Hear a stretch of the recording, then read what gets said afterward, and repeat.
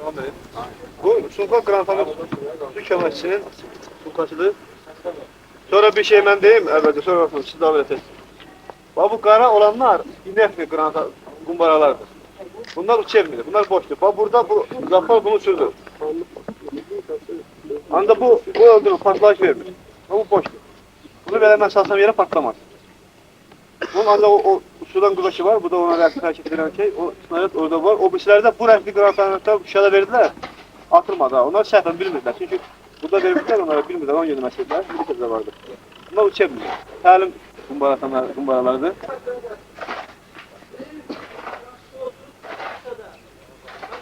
Kamyonun önlerinde yazılır.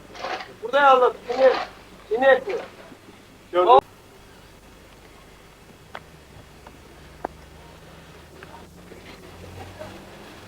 Takılır hemen yere. Granatı koyulur. Uç sesinden koyulur içeri. Ha, bunu da devler. Görsən? Ha? Telefon sil bağlı. Deməli, binanın olması təhlükəli. Arif Paşayev. Bu adı çok eşitmiştim. Bu addan haberim vardı. Ancak hiç güman eləmirdim ki, elə bugün Laçına çatan kimi Arif Bey sizlə görüşəcəyik. İndi geldik, gördük ki, uşaqlarınız təlim keçirlər. Əvvəlcə istəyirik ki, rayonumuzdakı vəziyyətdən xəbər tutaq. Bugün üçün vəziyyət necədir? Bugün üçün vəziyyət belədir ki, deməli bizim Ermənistanla 130 km qədər sərhədlərimiz var. Dağlıq Qarabağ ərazisindən 160 km sərhədlərimiz var. Böyük hərbi texnika, böyük miqdarda yığılıb Ermənistan tərəflərindən. Değerli texnika.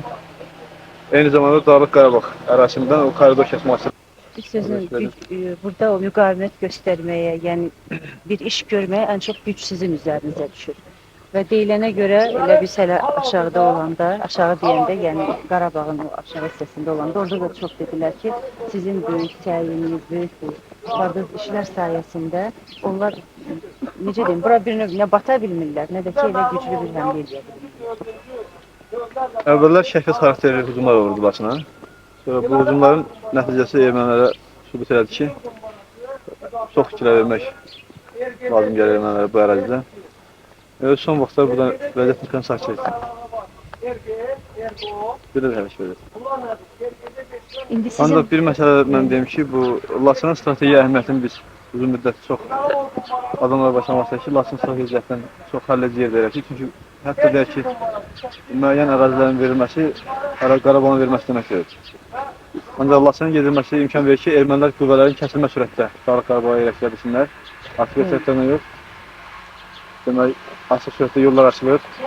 Məsələn, bu transportirovka məsələləri açılmaq üçün qüvvələrin yerləşdirmək üçün. Ona Laçının strateji əhəmiyyəti böyükdür. Laçın da elə fikirlər ki, əgər biz buranı əldən versək, sonra buranı almaq üçün çox çətin olacaq. Və eyni zamanda Laçın özü alınmazdı, özü də belə gümanlı ki, alınmazdı. Elə deyirlər ki, alınmazdı, qalanı xatırladı. Burada artıq qala adı da veriblər, hərçənd içərdələr belə bir söz deyilmirdi. Yəqin həm də indi o hamı anlayıbdır ki, doğrudan da Laçın elə bir yerdə yerləşir ki, onu nəyin bahasına olursa olsun, həm saxlamaq, həm də eləmək lazım ki, düşmən buradan güclü müqavimətə rast gəlsin. Mən bir şeydə, bax sizin o texnika ilə müəyyən təminatınız necədir? Yəni mən indi tamamilə bunu bilmək istəyirəm, ümumiyyətlə necədir? Onlar eşitdiyimə görə çox güclü silahları var. Məsələ budur ki, adətən mən şəxsən əleyhinəyəm çox şeylərin televiziyada verilməsinə. Yox, əlbəttə elədir. Bu belə məsələlər var ki, görürsünüz birdən danışıqlar verirlər, intervyular götürürlər. Orada açıq-aşkar deyir ki, nə silahlarımız var, sayı nələrdir. Bu məlumatlar televiziyasından ötürülür onlara. Onlar baxırlar, görürlər. Sadəcə məsələni belə qoymaq lazım sualı. Öhdəsindən gələ bilərik, yoxsa yox? Bu iki sualdan biri olmalıdır. Mən izah verirəm ki, öhdəsindən gələ bilərik. Allah qoysun. Gün o gün olsun ki, elə öhdəsindən gələsiniz ki, onların nəfəsini elə kəsəsiniz ki, bir də Dağlıq Qarabağ, nə də ki, başqa bir eşqə düşmürələr. Selam erenler, başlarım kendini, çoklu mektuplar, Ahmet'in bir gelen nişanlısı var. Başlarım kendini, çoklu mektuplar, Ahmet'in bir gelen nişanlısı var. Hey, Ahmet'in bir gelen nişanlısı var. Kavga dostlarından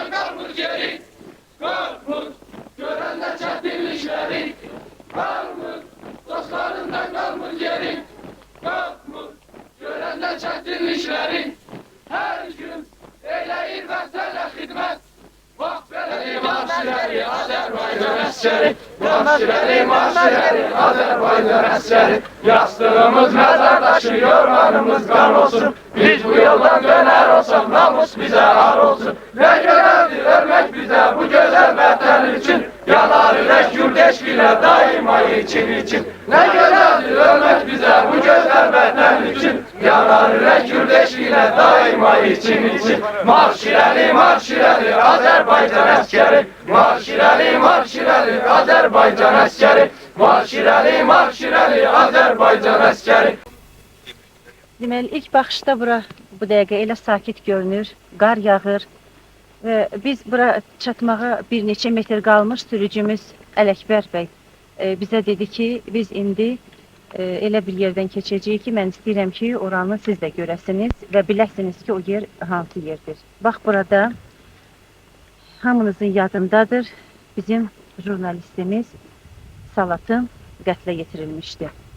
Ələkbər incə dedi ki, o polkovnik buradan düşübmüş, həmən o axırıncı qalan ilə sağ qalan. İndi zəhmət olmasa Ələkbəri də götür, o tərəfdə durub göstərsin ki, deyirlər hara düşübmüşlər. Polkovnik de burada gizlənmişmiş.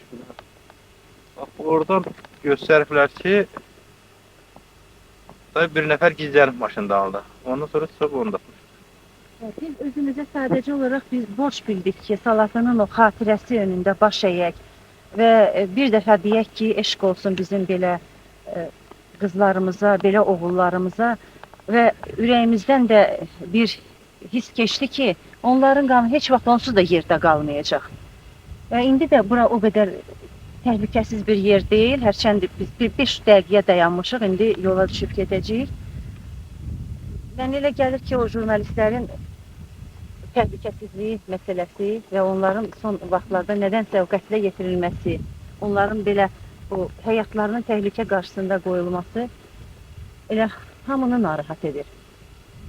Bu təkcə elə burada deyil, yəqin başqa yerlərdə də var və Rəhbər bəy, siz də o vaxt Salatın qətlə yetiriləndə siz ilk dəfə xarici mətbuatda verən siz olmuşsunuz. Mənim xatirimdədir, keçən ilin yanvarın 9-uydu. Şuşa ilə operativ əlaqə yaratdım və Kərim Kərimli var, Şuşada Qarabağ qəzetinin işləyir. Hətta bu hadisələrdə Qarabağ hadisələrinin xəbərlərini çox operativ hər yerə verir. Xəbəri ondan aldım və hadisənin olduğu kimi danışdım mən. İlk olaraq mən Türk mətbuatına çıxdım, Anadolu Ajansına. Və 2 saatdan sonra demək olar ki, hadisə bütün yerə çatdırılmışdır. Ümumiyyətlə, burada bizim dayanmağımızın həm də bir simvolik bir şey var. Bizim rəhmətli Salatını yad etmək və eyni zamanda Salatının o qətlə yetirdiyi yerdə indiyənə kimi o itirdiyimiz jurnalistlərin hamısını yad etmək. Ali Mustafayevdən tutmuş, Osman Mecəyevdən və ümumiyyətlə başqa şeylərdən. Və bir də elə bu hadisə yerində bir onda xatırladaq ki, doğrudan elə bu savaş mühabiri deyirlər Türkiyədə buna. Biz o müharibədə gedən önündə həmişə olan hadisələri ora çatdıran müxbirlərik.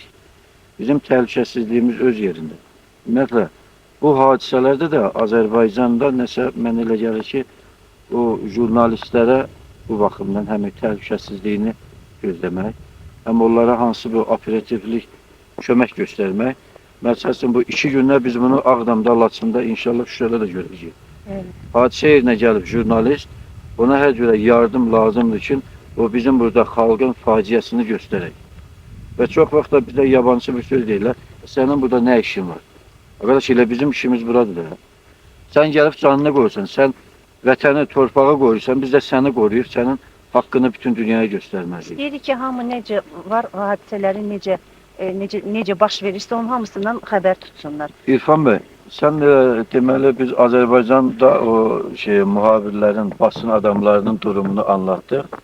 Sən də demək olar ki, Türkiyədə və bir Türk mühabiri kimi Azərbaycanda bu savaş mühabirinin mövqeyi nasıl görüyorsunuz? Şimdi Azerbaycan'da olduğu gibi bütün dünyada gazetecilerin yani jurnalistlerin hiçbir güvencesi yok. Aynı durum Türkiye'de de var. Birçok gazeteci arkadaşlarımız sürekli olaylara gittiği zaman, olayları görüntülemeye çalıştığı zaman gerek polisten olsun, gerek teröristler tarafından sürekli saldırılara ve baskınlara uğruyorlar. Bunun için işte dünya çapında, dünyanın birçok bölgelerinde bulundum, birçok savaşlarda. Dünya çapında bazı kurulan örgütler var. Mesela Dünya Gazeteciler Federasyonu gibi. Bunlar bizlerin haklarını korumaya çalışıyorlar. Fakat yeterli değil. İlk etapta tabii gazetecilerin yaşadığı yerlerde hükümet tarafından, devlet tarafından onların can güvenliği emniyete alınmalı. Onların rahat çalışmaları sağlanmalıdır. Biz bir daha Salatının xatirəsini yad edirik. Deyirik, Allah Salatına onun kimi bu Qarabağ torpağı uğrunda həlak olan bütün oğullarımıza, bütün qızlarımıza rəhmət eləsin. Allah Allah rahmet eylesin. sağ qalan jurnalistlərə kömək eləsin. Amin. Amin.